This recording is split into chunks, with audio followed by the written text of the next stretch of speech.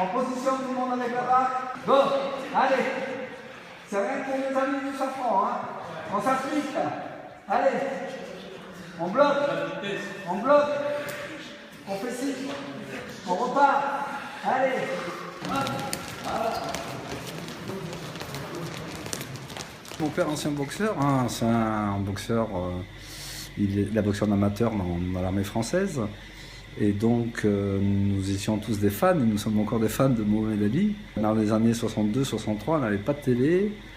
Et donc, il nous réveillait la nuit, entre 3 et 4 heures du matin, avec le décalage horaire, pour écouter un combat de boxe. J'ai dit bien écouter un combat de boxe à la radio. Donc, quand on retournait à l'école le matin un peu fatigué, quand Mohamed Ali avait gagné, c'était super. Et puis, s'il avait perdu, c'était une journée chagrin, quoi.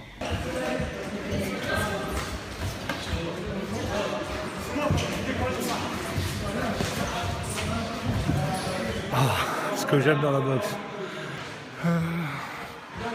La dépense intérieure, après tout ce qui amène sur le respect, même dans la vie, on apprend beaucoup sur la boxe. Ça me casse du boulot, ça me casse de la vie quotidienne, ça me permet de rencontrer d'autres personnes. Voilà quoi, c'est surtout le poids, moi, c'est surtout le poids. Si j'arrête, je sais que comment je mange, ça sera pas bon.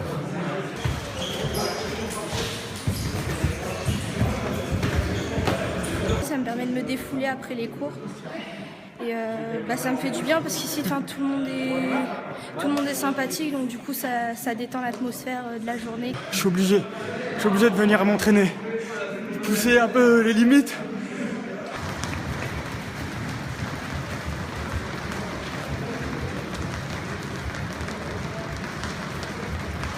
Mon plus beau souvenir, c'est quand j'ai fait une compétition, quand j'étais petite, puis j'ai gagné. Quand j'étais petit, j'aimais bien Mohamed Ali. Quand j'étais petit. Et je voulais faire un peu comme lui, mais non. J'étais loin.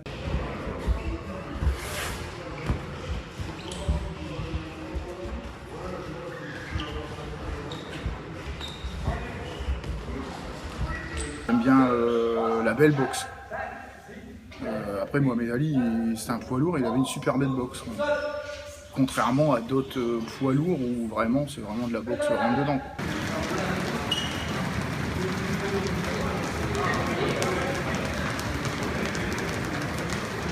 Kinshasa, oui, je l'ai vu, revu. C'est un grand combat. C'est un grand combat. C'est un artiste. Il a su faire de la boxe. D'ailleurs, à partir du business qu'il a donné au sport, maintenant, beaucoup de sports se servent un peu de ces conférences de presse, ces façons de faire monter les enchères. Voilà. Il a marqué son temps, quoi. C'est Monsieur Ali.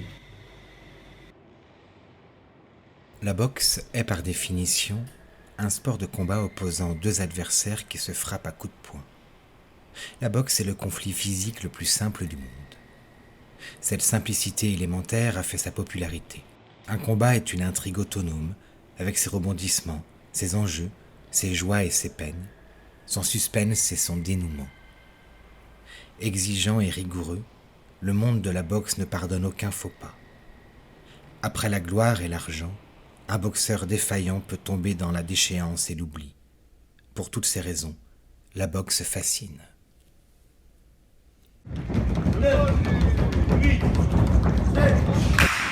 Tu vas prendre les droites, tourne de l'autre côté.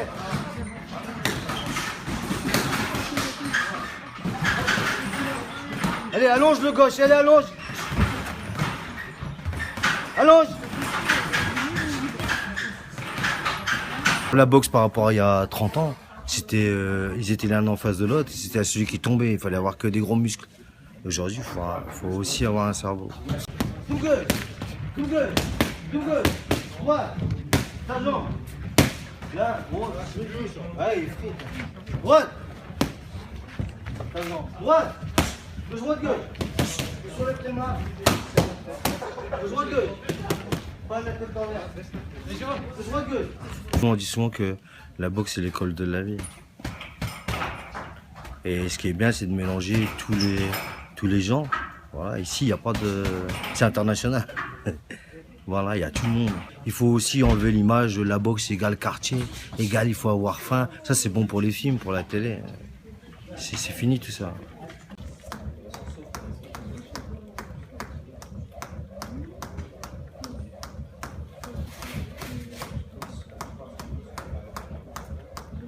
Derrière ça, il y a quand même un côté social. Il faut quand même que je réunisse certains jeunes, que j'aille voir les parents. Souvent les parents me téléphonent, ouais ça va pas.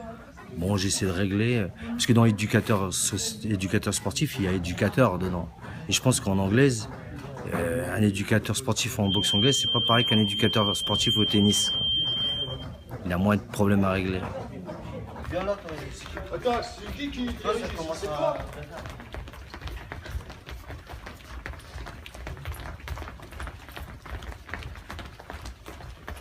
Alors Mohamed Ali, c'est, pour ma part, c'est l'un des plus grands poids lourds, pas le plus grand. Parce qu'il y a des gens avant lui qui ont fait des choses. Maintenant, lui, il aurait été le plus grand s'il n'aurait pas été en prison. Voilà. Mais après, c'est un grand boxeur, technique.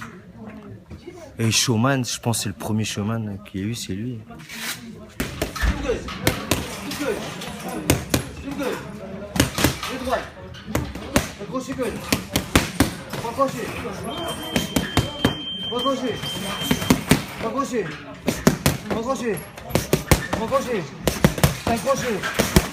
Bon, après, si tu prends dans les lourds, c'était Tyson. C'est tout ouais, ce qu'on fait. Mais c'est tout ce qu'on fait la boxe. C'était pas comme pareil. Ouais, Ali, c'est sûr que c'est le meilleur en technique, en style. Oui. C'est un styliste, ça, je crois. Oui, c'est un style, oui. Mais sinon, les meilleurs boxeurs, c'est mes cas. Ah ouais. Ouais, bon, Tyson, c'est vrai qu'il était bon aussi. Hein. Mais voilà, à côté, un peu violent, qui ne me plaisait pas. Bah c'est ça. Bon, la boxe, c'est tout. Hein. Attends, la boxe, c'est un sport, déjà, avant tout. Mais après, c'est parce qu'il a mal tourné. Mais bon, après, ça, c'est ça. Il y a beaucoup de boxeurs qui, malheureusement, ils finissent mal. Ouais, bien sûr. C'est pas spécialement qu'en drogue. Mais aussi, si tu veux, par rapport, ils n'ont plus rien. Non, et puis là, bon, c'est lui qui tient le coup. La boxe, c'est pas assez reconnu à la fin de carrière. Ouais, non. C'est pas comme un footballeur. Le travail, d'abord, il est fait dans les petites salles. Après, il y a des requins. Parce que la boxe, quoi qu'on dise, c'est un milieu de requins. Et ils récupèrent directement le travail fait par d'autres. Et ils gagnent de l'argent, bien sûr, sur ce que nous, on a fait. Quoi. Là, aujourd'hui, un jeune comme lui, on fait un duo de travail, il reste avec nous. Il n'a pas envie de se barrer. Parce que quoi qu'on dise, même avec les années du temps de Ali, c'était que de la magouille tout le temps, que des problèmes d'argent. C'est toujours comme ça. Il n'y a rien qu'à évoluer. Un futur champion, j'espère.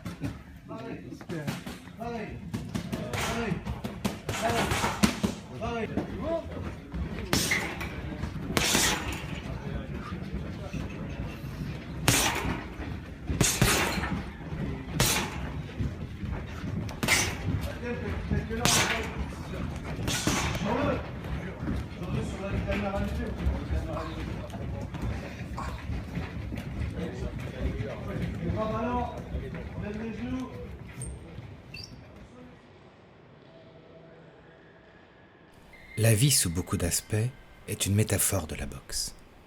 Tel l'un de ces combats qui se poursuivent round après round, coups manqués, corps à corps, votre adversaire si semblable à vous qu'il est impossible de ne pas voir qu'il est aussi vous. Mais la boxe n'est nullement une métaphore pour la vie. La boxe n'est que la boxe.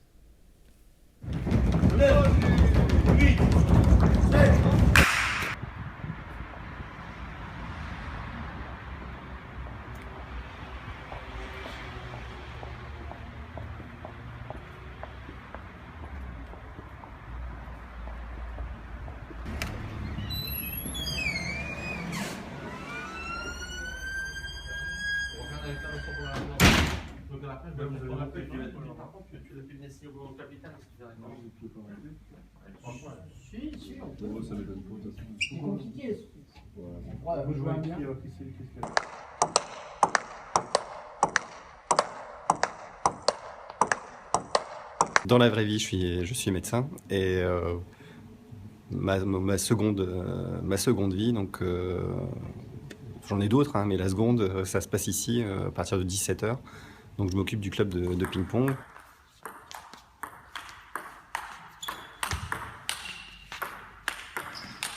Qu'est-ce qui fait qu'on est amené à s'occuper d'un club de ping-pong? Les hasards de la vie, le fait qu'on ait commencé à jouer petit, et puis l'envie à un moment de prendre des responsabilités et puis de tirer un groupe vers certains objectifs à la fois sportifs et humains. Donc en essayant de motiver les gens à sortir justement de la salle de ping-pong pour découvrir d'autres univers.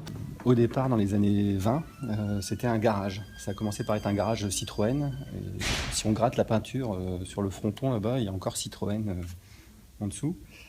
Ça a été ensuite un cours de tennis du club voisin de la AC. Et en fait, c'est devenu la salle spécifique de tennis de table de la SC en 75. Donc effectivement, c'est une très belle salle avec une dizaine de mètres de hauteur. Donc on peut faire vraiment des balles hautes. Et puis 24 tables qui sont installées en permanence.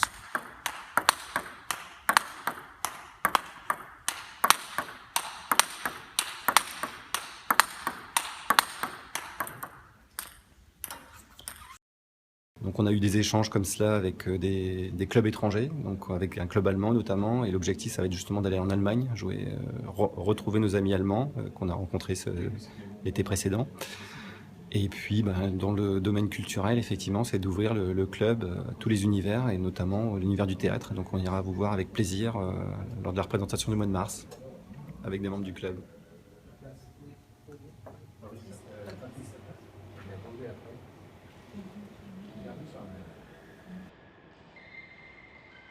L'idée selon laquelle, dans chaque secteur, dans chaque discipline, il faut qu'il y ait un premier, un deuxième et un troisième est une aberration. La compétition, c'est la volonté d'être meilleur qu'autrui, de le dépasser, quitte à tout faire pour le détruire. Dans le domaine du sport, la compétition engendre le dopage, les pots de vin. Elle transforme des êtres humains en une nouvelle espèce, intermédiaire entre les humains et les monstres. Dans le domaine économique, elle génère les escroqueries, les actions malveillantes ou agressives entre sociétés concurrentes.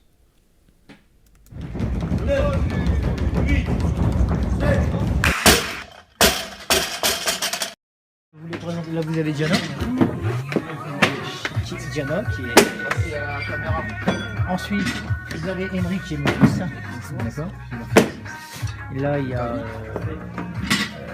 Gabriel. D'accord. Là-bas, on a Pierre qui est également. Ici, ensuite, ici, on a Badreddine.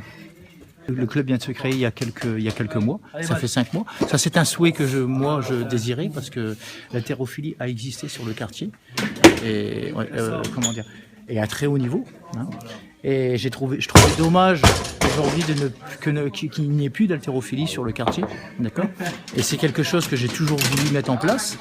Et j'ai eu la chance d'avoir une petite équipe avec moi aujourd'hui, qui est mon président du club, Lionel Capron, qui était responsable du service des sports d'Amiens Métropole, d'accord, que j'ai été chercher, d'accord.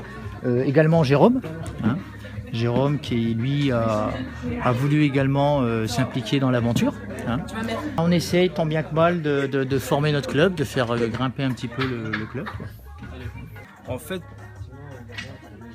c'est je sais pas comment on peut dire ça, le dépassement de soi-même. C'est aller chercher tout ce qu'on a pour atteindre la performance. Donc c'est ce que j'aime bien dans l'haltérophilie. Il y a beaucoup de critiques là-dedans, parce que quand tu es une fille et que tu le fasses, on te critique beaucoup.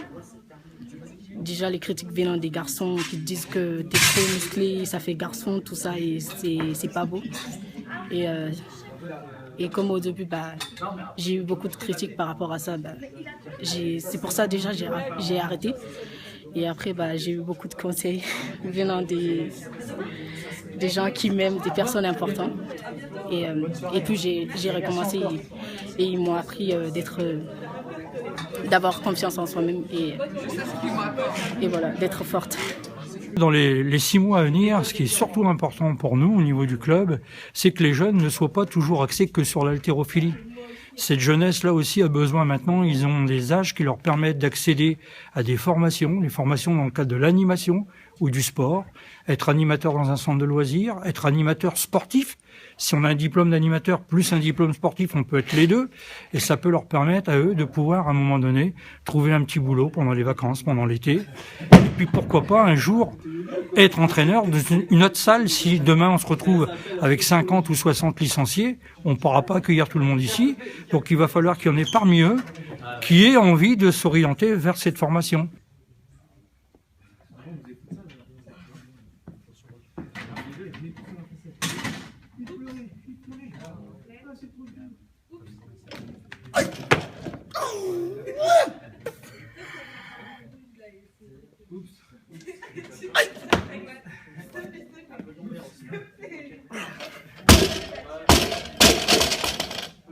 La première fois que j'ai fait un stage de formation au niveau national, le formateur a demandé aux entraîneurs quelle est votre définition du sport. On a tous donné une définition qui était plus ou moins argumentée, fondée. Il a fini par nous dire le sport est un objet d'art culturel. Contrairement à la compétition, l'émulation sollicite les meilleurs instincts humains. Chacun se compare aux autres et se réjouit de trouver quelqu'un qui est meilleur que lui, puisque cet autre va l'aider à progresser. C'est un jeu où chaque individu cherche avant tout à se dépasser. Il n'y a rien de plus beau que le sport sans compétition, où les participants cherchent à donner le meilleur d'eux-mêmes. Franchement, est-ce que courir le 100 mètres en moins de 10 secondes ou gagner contre telle équipe peut être un idéal humain ? Dans ce domaine, comme dans d'autres, nous aurions beaucoup à puiser dans la sagesse des Africains. Un exemple, il existe à Dakar un club de rugby qui se nomme « S'en fout du score ». Ce n'est pas magnifique, ça ?